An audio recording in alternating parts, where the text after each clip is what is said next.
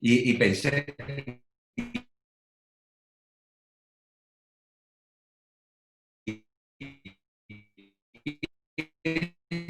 como hay un señor que está por ahí que tiene además, pues, de lo más moderno, está en tractor y encima está oyéndonos, o sea, es un hombre casi mujer porque puede hacer dos cosas a la vez. Claro, fíjese en hacer labores. ¿Qué tipo de labores nos puede? Porque eso lo vamos a ver también. Bueno, en los costes, esto es lo que me gasto en todos los productos. En fertilización, de todos los costes que tengo, me gasto en una fertilización normal de la zona, el 37% de mis gastos van en fertilización. El 6% va en herbicida. El 14% va en gasoil.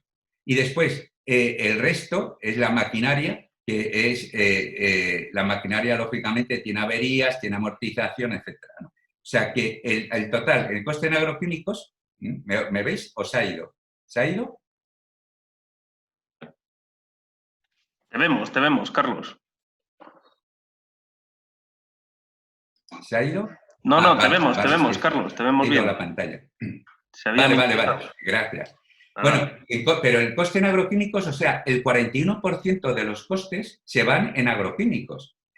Y hemos visto que tienen poca eficiencia ya los fertilizantes. El nitrógeno, fíjese ya el fósforo y el potasio, que es mucho más difícil de ver. Bueno, pues en agroquímicos un coste medio es de 110 euros en fertilizantes y 15 eso. En total, la aplicación de herbicida y eso nos supone 906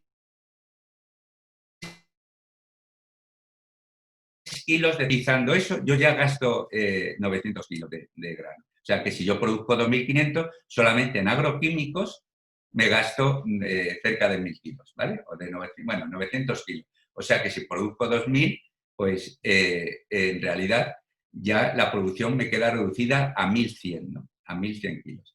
Pero esto es en nuestra zona, que es Toledo, Castilla-La Mancha.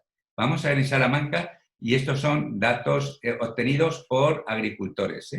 En el proyecto este que le estaba comentando, una de las cosas que le pedía, que me dijeran cuántos había gastado, ¿no? Los costos en Castilla-León son más altos, claro, porque ellos se creen, no, miran, porque están más al norte y los del norte siempre miran hacia abajo, hacia los del sur, no sé por qué, pero lo miran así, ¿no? Y entonces, claro, ellos se gastan más. Los costes agroquímicos son el 60%, 34% de fertilización, un 26% en herbicida. O sea, en herbicida aquí en Castilla-León no se reprime ni un pelo, ¿vale?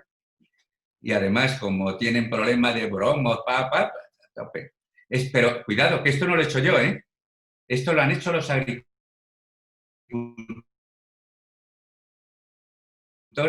que iban a pasar a agricultura ecológica. En otras palabras, el coste por cebadas de 1.900 kilos de cebada solamente en los costes de agroquímicos. Agroquímicos, nada más, 1.925. Y de 1.700 de trigo, solamente en agroquímicos. O sea que si producen 3.000 kilos, les quedan 1.000 kilos, les queda lo mismo que a nosotros. Lo mismo que a los del sur. Pero claro, es que cuando hacen todas las operaciones y miran lo que les cuesta, eso lo opuesto es porque así fue como lo dieron ellos. Forraje, han perdido cuando hacen el forraje 9 euros por hectárea, ¿vale? Porque claro, fitosanitarios en posemergencia para hacer avena forraje, ¿vale? O sea, como si hubiera, el vallico fuera malo para forraje o cosas de esas. O sea, lo que quieren es ver el cultivo totalmente limpio.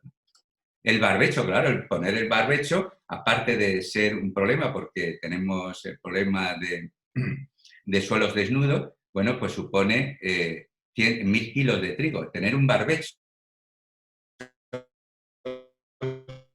o sea, cuando uno pone un barbecho y el barbecho dice es que me produce más que un barbecho, cuesta 1.000 kilos solamente por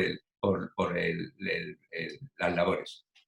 Claro, pero es que esto lo curioso es que ha ido aumentando fíjese que cuando nosotros empezamos a trabajar sobre esto, el kilo de cebada costaba prácticamente, bueno, yo recuerdo cuando entré en la finca fue en 1980, el kilo de cebada estaba subiendo. Y bueno, después se ha quedado estabilizado, ha habido momentos de subida y ahora sigue más o menos igual. El producto que nosotros producimos es el mismo. Cuesta lo mismo que hace de 30 años, pero en cambio el gasoil, las máquinas, todo ha ido aumentando. Por lo tanto, el sistema hubiera quebrado en los años 90, porque en los años 90 empezó a aparecer la PAC. Apareció la PAC, entramos en la Unión Europea y eso pues pareció que no es eso. Ahora mismo el agricultor realmente lo que obtiene de beneficio es la PAC.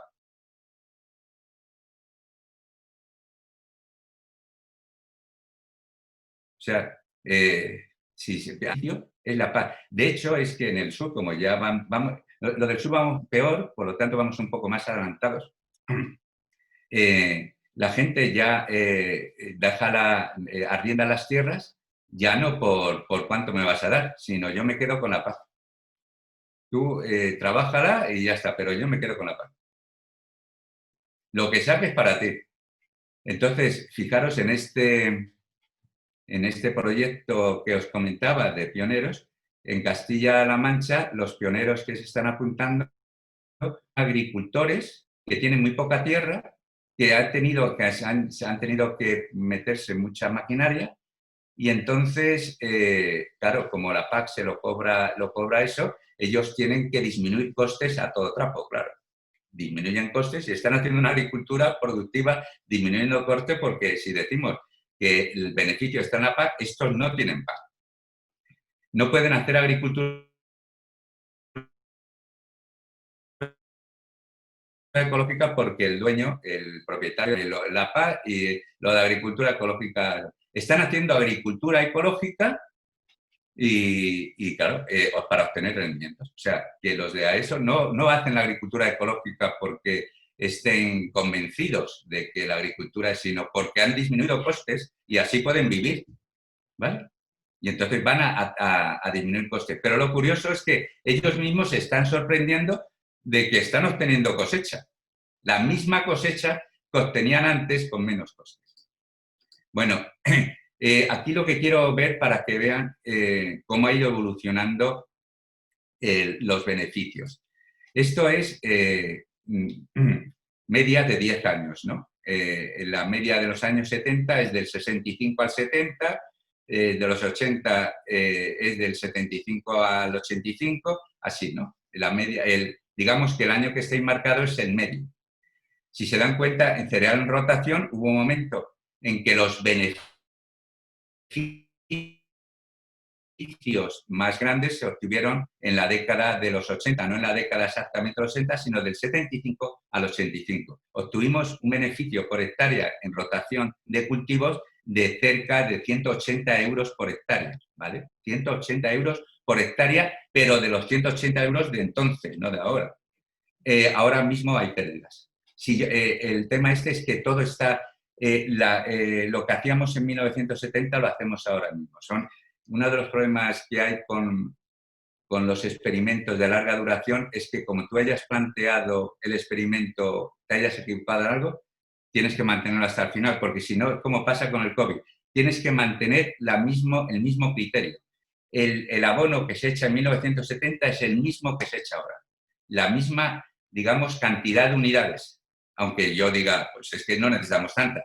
Pero para poder comparar, yo tengo que hacerlo así, ¿vale? Y entonces esto, claro, ¿qué es lo que hace el agricultor cuando empieza a ver que los beneficios son menores? Pues cerrar un poco la espita del fertilizante, empezar a ahorrar costes. En esto no hay ahorro de costes, ¿vale? En aquel momento se decidió que ese suelo necesitaba tanto de fósforo, tanto de potasio y tanto de nitrógeno y eso se aplica. Si estaba en rotación necesitaba tanto, si estaba en monocultivo se necesitaba tanto, ¿vale? Bien, y ahora en los años hasta entonces la agricultura era en rotación de cultivos cuando se inició, cuando empezamos, pero a partir ya de los años 85 nos planteamos hacer monocultivo, o sea, cereal sobre cereal continuamente. Ya desde el principio empezó a darnos pérdidas, claro. los costes que ya tenía en herbicidas empezaban a aumentar. Mientras en las rotaciones de cultivo tenía más o menos controlado el tema de las hierbas, en el momento en que pongo cereal sobre cereal, las hierbas se adaptan y empiezo a tener cada vez más problemas, más gastos en agroquímicos, y necesito también, el monocultivo va fertilizado más alto porque, lógicamente, necesita más fertilización. Y ahora la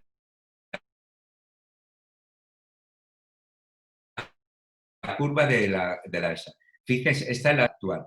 En los años 80, un agricultor venía a ganar cerca de 500 euros por hectárea. Aunque aquí solamente dijera eso, si lo corregimos en inflación, llegamos a eso. Claro, en los años, los años 80 fue una maravilla. Pero fíjese qué bajón empezó a pegar en los años 90. ¿Vale? Y ahí fue cuando entró la PAC. Esto es, aquí no está la PAC metida, o sea, solamente son los beneficios que obtienes del cultivo. Pero es que ahora tenemos otro problema. Si ya teníamos un problema de la permanencia de estos cultivos, de eso porque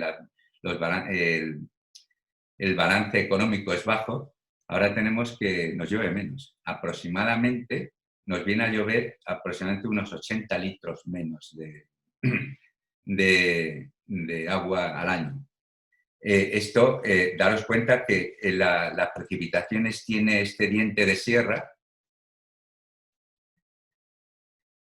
¿vale? Este diente de sierra, es que, perdona, pero parece como si estuviera hablando y me ves el dedo. Ahora sí me lo veis porque es el diente de sierra, igual que la producción. O sea, la producción se adapta al diente de sierra de la pluviometría, ¿vale? Y tenemos menos agua, pero las temperaturas media anual ha subido. Aquí hablo de medias móviles para evitar también un diente de sierra muy acusado. Eso quiere decir que la temperatura del año 90 es la temperatura media del año 89, 90 y 91. El del año 91 es del 90, 91, 92. Así, de tal manera de que atenuamos la curva, pero vemos mucho mejor la tendencia. Se puede hacer también poner la temperatura y hacer una línea de tendencia, pero es mucho más claro ver cómo ha ido fluctuando y cómo hemos pasado de 13,8 a 16,2. Aproximadamente 2,3 grados anuales ha subido la temperatura media. Pero la temperatura 2. Eso es una barbaridad. Eso ha hecho que, bueno, aunque ponga ahí que trabajaba en el Centro de Ciencias Ambientales, trabajaba en el Museo Nacional de Ciencias Naturales, ¿no? Ellos siguen la avifauna y allí en la finca pues han hecho seguimiento de la avifauna. Hemos pasado del gorrión común en la zona como el ave más con mayor población. Había un gorrión moruno que estaba en el cuarto lugar, ahora es el primero. O sea, las aves se van adaptando también a estas condiciones. Está habiendo una subida de una disminución de aves que estaban adaptadas a esta zona y van subiendo hacia el norte, pero pasa con las hierbas, etcétera. Por ejemplo, una cosa curiosa es que la avena loca, que ustedes conocen muy bien, no la conocen en Francia, pero la van a tener. El cambio climático va a hacer que suba la avena loca hacia arriba, ¿no? Bueno, digamos que la vida se va adaptando a esas condiciones, ¿no? Esto hace que, bueno, y aquí quería marcarles esta disminución así brusca que hubo de temperatura a primeros de los 90, que fue también un enfriamiento. Y bueno, fue de pronto de ahí saltó de tal manera. En ese momento, no sé si se acuerdan, se estaba planteando en Río en el año 91 ya sobre el planeta Tierra, el congreso que hubo, y qué es eso, y se hablaba del cambio climático y de aumento de temperatura, y nosotros aquí estábamos viendo que había bajado, ¿no? De hecho, es que los glaciares de aquí de España, del Aneto, aumentaron. Aquí en Navacerrada aumentaron, o sea, en Noruega aumentaron también los glaciares, pero de pronto desapareció, hubo un disparo y ya no. Aquí os pongo en primavera cómo ha aumentado la temperatura en 3 grados del mes abril y mayo. Fijaros la subida, ¿eh? Esto es bestial. Solamente de la temperatura mínima. O sea, porque uno de los problemas que teníamos tanto vosotros como nosotros en las dos mesetas, en las dos mesetas, el problema que teníamos eran las heladas de primavera. De hecho, es que en un trabajo que publicamos en los años 90, uno de los problemas que tenía del desarrollo de las legumbres eran las heladas. Se me helaban las legumbres. Muchos años se me helaban. Y bueno, pasaba con la piña. El problema que teníamos en viña es que se nos helaban las piñas. En el año 89 pusimos pistachos y los pistachos decíamos, muy bien, pero aquí se nos hiela, ¿vale? Y ahora ustedes tienen pistachos, están poniendo pistachos también en Castilla y León, ya no se hielan, ¿no? O sea, este cambio de temperatura, sobre todo este aumento de temperatura de las mínimas, ha hecho que desaparecieran heladas y ha permitido que en un principio eso es positivo siempre que tuviéramos agua. Pero es que el problema es que ha aumentado las temperaturas y ha disminuido el agua. Esto, bueno, en verano, fíjense, lo que ha subido han sido 4 grados las temperaturas, de junio, julio y agosto.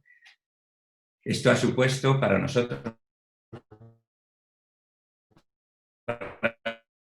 secano, o sea, ahora ya este nivel, esta subida de temperaturas nos obliga a que, bueno, la evapotranspiración aumente de forma importante. En los mismos regadíos han tenido que aumentar el riego, el uso de riego para producir biomasa. O sea, el tener más temperatura es bueno, pero claro, estamos hablando de medias. A partir de 35 grados, la mayoría de las plantas cierran estómago para poder sobrevivir. Eso, en un principio, sube la temperatura, disminuye la producción. Los hortícolas en la zona de Castilla-La Mancha, y vosotros que estáis en el norte decís, bueno, pensar que vosotros también tenéis ya, también, no tanto como nosotros, pensar que en donde más, dentro del estudio que hicieron de todas las capitales de provincia de la península ibérica, bueno, de España, porque también estaba Canarias y eso, en todas las capitales, en donde más subió la temperatura no fue en Sevilla o en Canarias, fue en Ciudad Real, 3 grados de media. Nosotros hemos subido, estamos en Toledo, 2,3, 3 grados ellos. Y en verano, lógicamente, en cambio, vosotros en Castilla y León habíais subido 1, en Salamanca no habían subido, en la capital, no habían subido nada. Burgos había subido, no llegaba a 1 grado. En Zamora, en cambio, las predicciones que hacen, es curioso, no sé cómo hacen esas predicciones, se habla de que en la zona de Zamora y Orense va a ser una de las que más suba la temperatura, no sé cómo lo hacen, o sea, eso ya son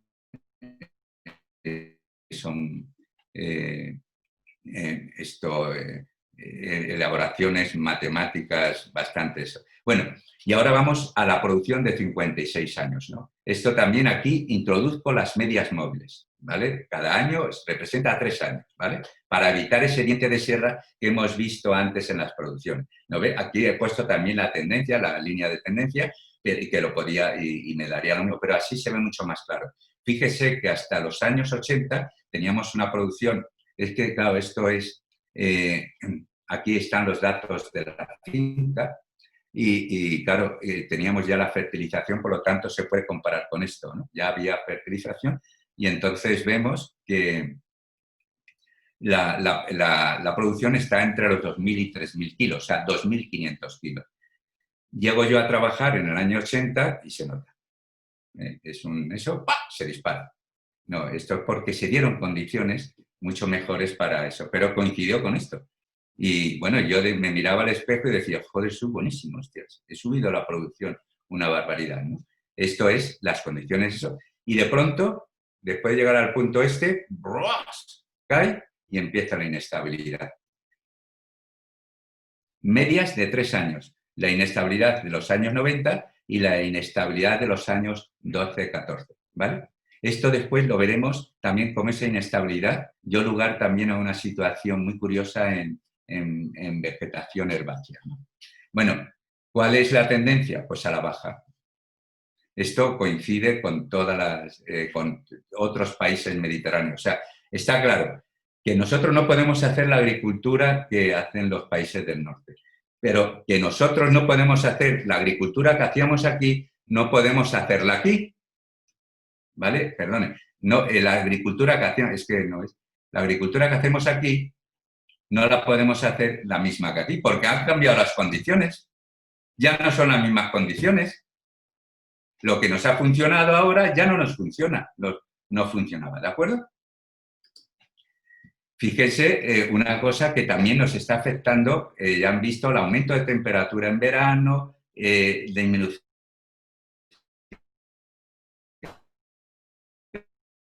de la precipitación. Esto, en los últimos años, la tendencia, bueno, han caído los rendimientos en un 70%. Nosotros teníamos una media de producción de garbanzo de alrededor de 500-600 kilos. Hemos pasado a una media de 200 kilos. Es inviable ya el cultivo de garbanzo y el cultivo de girasol en Castilla-La Mancha, ¿vale? ¿Por qué? Porque han cambiado, hemos aumentado la temperatura tanto que antes lo han visto, hemos disminuido las precipitaciones, pero fíjese a qué nivel se han disminuido las precipitaciones. Desencuesta, el azul es el mes son medias móviles. Estas son las precipitaciones medias del mes de abril. Más o menos se ha mantenido, ha habido una caída en los años 90, pero se ha mantenido alrededor entre 40 y 60 litros al mes, de media, ¿eh? En el mes de mayo teníamos lluvias, que de hecho es que uno de los problemas que teníamos en los años 90 es que no podíamos, el heno se nos estropeaba porque teníamos tanta agua que, bueno, empezó también les pasa a ustedes, empezó a pensarse en el ensilado ya en los años 90 porque no nos dejaba eso. En los años después empezó a bajar y en estos años, ya en el mes de mayo, ya prácticamente llueve por casi en los 20 litros nos hemos quedado. ¿Eso qué supone? Que hemos pasado, fíjese, el clima mediterráneo, que teníamos un periodo de sequía, de estío, de 4 meses, que es la característica del clima mediterráneo, que era el mes de junio, julio, agosto y septiembre, hemos pasado a 5. Mayo, junio, julio, agosto y septiembre. Bueno, y el mes de octubre las lluvias cada vez se están retrasando. O sea, la mitad del año estamos en estío. ¿Vale? Esto, claro, hace que, por ejemplo, ya hay otros autores, o más autores, mejor dicho, otros, un trabajo que se ha publicado en este año, pues que hablan ya de que la cuenca mediterránea, las legumbres van a tener que ser, con el paso del tiempo, pasará a no poder producirse y pasarán al norte de Europa, o sea, a Argentina, a Francia, etcétera, o a las zonas nortes de los países, tanto de Italia como el nuestro, ¿vale? O sea, está habiendo un cambio bestial y no podemos seguir haciendo la misma agricultura, ¿no?